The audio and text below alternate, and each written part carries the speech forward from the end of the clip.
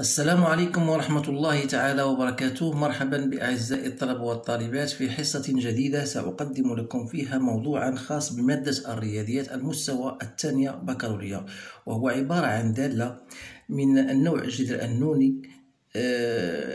طلبة طبعا الحال ديال الدوزيام بكالوريا فهم مطالبين بمعرفة دراسة هذه الدالة، وخصوصا فهي من المواضيع التي تطرح في الفروض. إذن على بركة الله حتى لا أطيل عليكم. Voilà, vous avez une fonction définie par f de x égale racine cubique de x carré plus racine cubique de x moins x. Bien sûr, elle est définie sur l'intervalle 0 plus l'infini. Donc la première question, on vous demande de vérifier que quel que soit x appartenant à R étoile plus, f de x égale, voilà, son expression.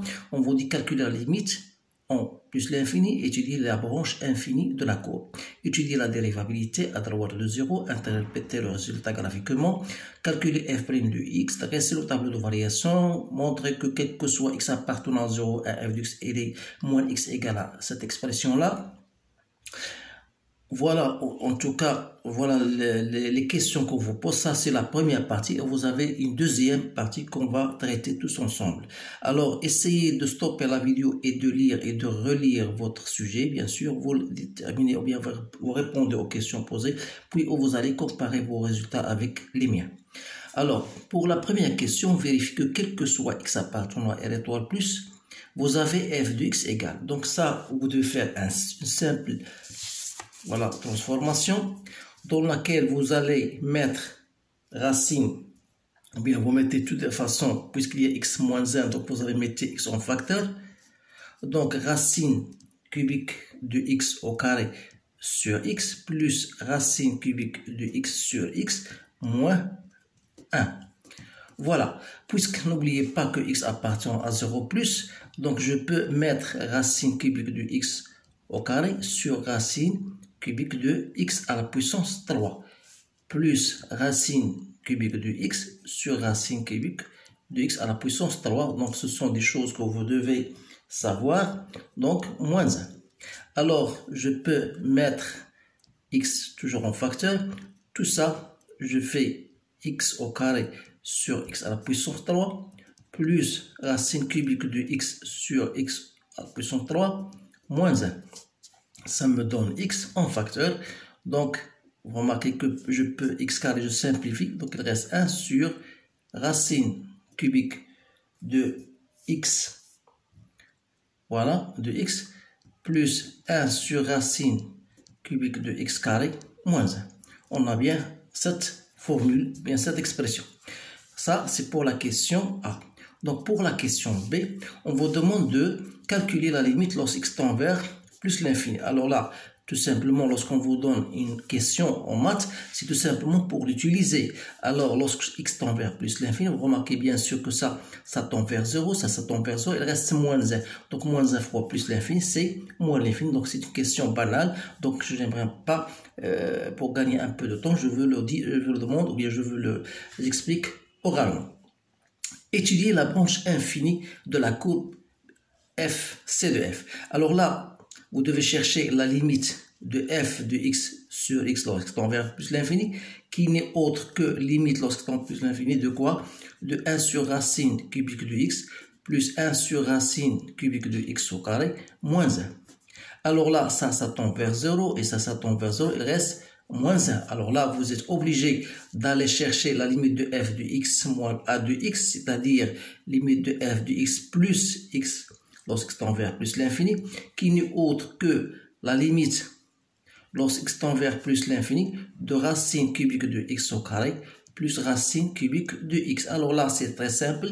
Donc, puis ça tend vers plus l'infini, ça tend vers plus l'infini. Donc, c'est plus l'infini. Alors là, qu'est-ce qu'on va dire? Dans ce cas, on va dire que la courbe C de f admet une branche parabolique. Je m'excuse si j'écris en abrégé, c'est tout simplement pour gagner du temps.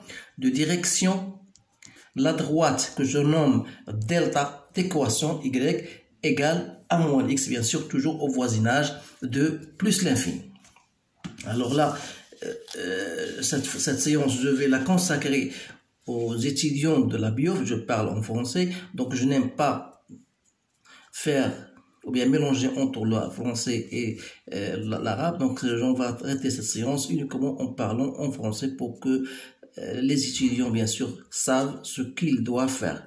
Alors là, on a bien répondu à notre question. On va maintenant passer à la deuxième question qui dit, voilà, étudier la dérivabilité de f à droite et interpréter les résultats graphiquement. Donc, étudier la dérivabilité revient à chercher la limite de f de x moins f de 0 sur x moins 0, puisque f de 0 égale à 0. Donc, il reste étudier la limite de f de x sur x au voisinage de 0 à droite. Donc, celle-ci égale à déjà, d'après l'instant d'expression, on va diviser par x. Donc, il reste racine cubique de x plus 1 sur racine cubique de x au carré moins 1. Alors là, ça veut dire que la limite de f de x sur x lorsqu'il tend vers 0 plus 1 sur 0 plus l'infini, donc c'est plus l'infini. Alors là, ça veut dire que la fonction est non dérivable à droite de 0 et la courbe c de f, donc dans ce cas, elle admet une demi-tangente au voisinage de 0 dans l'orientation, si vous voulez, ou bien orienté, si vous voulez, dans l'orientation et vers le haut. Alors là, c'est une astuce que je vous le demande, ou bien que je vous le donne. Donc, vous avez plus fois plus. C'est comme si vous faites la multiplication. Donc, plus, donc c'est plus, donc c'est toujours vers le haut. Alors là, on a bien répondu à cette question-là. On va maintenant passer à la question qui vient après. Donc, ça, c'est question A. Donc, la question B. Donc, qu'est-ce qu'il vous donne dans la question B? On vous demande de chercher la fonction f' de x pour tout x appartenant à 0 plus l'infini. Alors, f' de x, pour chercher cette dérivée, je vous demande toujours de simplifier les choses. Donc, pour nous, f de x, c'est x à la puissance 2 tiers plus x à la puissance 1 tiers moins x. Ou bien, vous parlez uniquement, ou bien vous travaillez uniquement en sachant bien sûr votre formule. Donc ça, la dérivée de ça n'est autre que 2 tiers x moins 1 tiers, c'est-à-dire quand je fais un rappel de type fn' égale à n moins 1 fois f'. Alors vous appliquez cette relation et vous allez bien sûr tomber dans cette réponse-là. Donc x à la puissance 1 tiers moins 1, c'est moins 2 tiers. Et la dérivée de x, c'est moins 1. Donc ça vous donne tout simplement 2 sur 3 racine cubique de x plus 1 sur 3 racine cubique de x carré moins 1. Alors là, on est amené bien sûr à étudier les variations dans la question C. Alors là, il faut aller plus loin en simplifiant ceci, en posant par exemple x égale racine cubique de x. Alors cela vous donne la réponse f' de x égale 2 sur 3x, voilà, plus 1 sur 3x carré moins 1. Donc si vous essayez d'effectuer le même au même dénominateur, donc c'est 3x carré, vous allez trouver c'est 2x plus 1 moins 3x carré. Autrement dit, donc si vous avez une équation de second degré, alors là vous devez déterminer delta et vous trouvez les racines. Alors pour moi c'est simple, ça saute aux yeux parce que je remarque que 1 est une racine de cette équation. Alors je fais directement en changeant ou bien sortant le signe moins pour ne pas se gêner. Donc ça me donne, alors je mets un, puisqu'il y a 3x, je mets un 3, facteur de x moins x1 pour x1 c'est 1, x, l'autre racine c'est moins 1 tiers, donc ça me donne plus 1 tiers, voilà, sur 3x carré. Alors là, toujours, vous savez bien sûr que x égale la racine cubique de x, qui bien sûr elle est positive, donc le signe de f' n'est autre que le signe de x moins 1, me semble oublier bien sûr ce signe moins. Alors là, dire que f' de x égale à 0, ça revient à dire que x égale à 1, puisque cela ne peut pas être, c'est ça, c'est seulement positif, donc il reste seulement x égale à 1. C'est bien ça, parce que x est positif. Alors, la question C, donc on va donc dresser notre tableau de variation, sachant bien sûr que f' est s'annule pour x égale à 1. Donc voilà votre tableau de variation. On aura bien sûr, voilà x, voilà f' de x, voilà f de x. Alors, la fonction est définie sur 0 plus l'infini. Vous avez ici 1, ça veut dire que vous avez une tangente horizontale. Donc, on a x, pour que soit positif, il faut que x soit supérieur à 1. Avec ce signe moins, ça donne 1 moins. Donc, ça veut dire que ici, elle sera négative, ici, elle sera positive. Donc, voilà votre tableau de variation. Sachant la limite de plus l'infini, c'est moins l'infini. On a trouvé f de 0 égale et f de 1 égale à 1. Voilà votre tableau de variation. Troisième question, montrez que, quel que soit x appartenant à 0, f de x moins x égale à ça. Donc, troisième question, petit a. F de x moins x. Donc, c'est toujours en posant x, je vais la garder tel qu'il est. Donc, en posant toujours x égale racine cubique de x, donc c'est 1 sur x, plus 1 sur x au carré, moins 2. Toujours, j'ai posé x égale à racine cubique de x. Alors là, toujours, je vais faire au même dénominateur. Ça me donne x plus 1 moins 2x au carré sur x au carré. Donc, pour moi, alors là, si j'exprime delta, donc je dois trouver les racines qui sont 1 et moins 1 demi. Alors là, je vais vous donner tout simplement le résultat. Donc, j'aurai moins 2x, facteur de racine cubique de x plus 1 demi, fois racine cubique de x moins 1 sur racine cubique de x. Alors là, qu'est-ce que j'ai fait? Tout simplement, j'ai transformé 2x carré moins x moins 1 en étant égal à 2x fois x moins 1 moins 1 plus 1 demi fois x moins 1, et j'ai remplacé x grand x par sa valeur racine cubique de x. Alors là, vous remarquez bien sûr que ce terme-là, il est positif, donc le signe de f de x moins x n'est autre que le signe de moins 2x racine cubique de x moins 1. Donc je vais écrire cette phrase. Donc je remarque que f de x moins x est du signe de moins 2x racine cubique de x moins 1. Alors vous remarquez bien sûr que x, n'oubliez pas, il est compris entre 0 et 1. Ça veut dire que moins 2x il est négatif, et racine cubique de x moins 1 est aussi négatif. Ça veut dire que leur produit, moins 2x fois racine cubique de x moins 1 est positif. Alors là, ça veut dire que f de x moins x est positif, et par conséquent, f de x est strictement supérieur à x, et c'est ce qu'on veut démontrer pour la question B. Alors la question C, montrer que, pour la question 4A. Donc la question 4A montre que f de x admet une solution unique alpha dans l'intervalle 1 plus l'infini. Donc x appartient à l'intervalle 1 plus l'infini, et on veut montrer que l'équation f de x admet une solution unique. Alors là, ça va vous faire rappel au théorème des valeurs intermédiaires, sachant que la fonction f est continue sur l'intervalle 1 plus l'infini, ça c'est d'une part, et vous savez la fonction est décroissante. N'oubliez pas que l'image de 1 plus l'infini, puisqu'il est croissante, d'après votre tableau de variation, c'est moins l'infini 1. Et comme 0, c'est-à-dire la valeur 0 appartient à moins l'infini 1, ça veut dire qu'il existe un certain alpha appartenant à moins l'infini,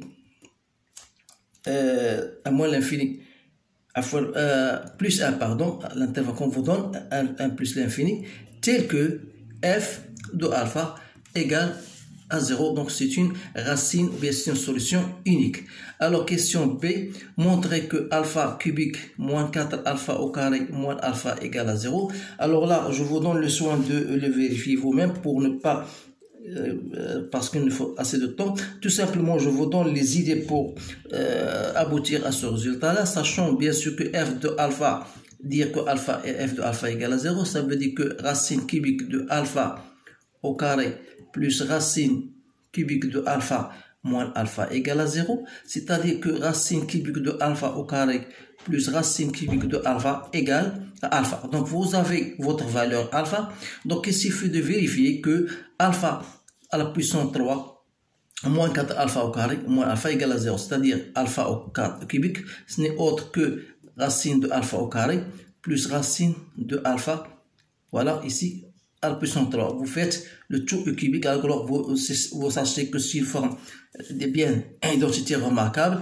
sachant que a plus b égale à a cubique plus 3a carré p plus 3a b carré plus b cubique, et dans la même, vous savez que ça veut dire alpha carré, et vous remplacez, vous allez trouver que c'est égal à 0, parce que c'est pas une question qui est... Donc vous essayez vous donne le soin de le vérifier, alors bien sûr. Donc maintenant je vais passer à la deuxième partie qui est importante. Donc on vous donne une suite UN, voilà une suite UN définie par U0 et UN plus 1 égale à F de UN. Donc la première des questions, ce sont des questions typiques qu'on vous le demande toujours. Montrer que UN est compris entre 1/8 et 1 par exemple. Alors pour cette première question, donc il suffit de donner pour n égale à 0, puisque n appartient à n, g I0 c'est quoi? C'est 1/8. Alors vous remarquez bien que 1/8, il est bien compris entre 1/8 et 1. Alors il est vrai. Alors là, il nous reste de vérifier que, ou bien de montrer plutôt que UN plus 1 est elle aussi compris entre 1/8 et 1. Alors là, ils sont importants. N'oubliez pas que UN appartient à l'intervalle. Donc, on vous donne entre 1/8, c'est-à-dire que UN compris entre 1/8 et 1, qui est déjà inclus dans l'intervalle 0,1. Et on a déjà vu que la fonction dans l'intervalle 0,1 est bien croissante.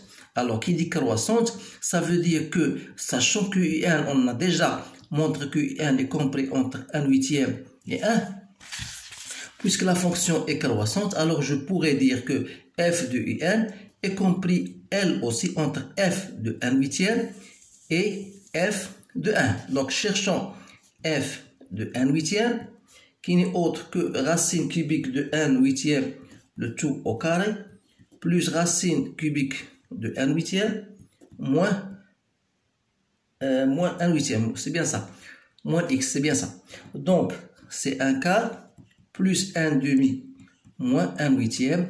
Donc, c'est, je fais le même donateur, donc ça me donne 2 plus 4 moins 1 sur 8. Donc, c'est 5/8. C'est-à-dire que f de UN est compris entre 5/8 et f de 1 égale à 1. Et comme 5/8 est plus supérieur à 1/8, donc ça me donne la possibilité de dire que UN plus 1 est bien compris entre 1/8 et 1. Donc voilà, on a bien démontré cette première question. Donc deuxième question, c'est déterminer le sens de variation. Le sens de variation vous oblige de montrer que UN plus 1 moins UN, vous étudiez le signe de UN plus 1 moins UN. Donc c'est-à-dire f de UN moins UN.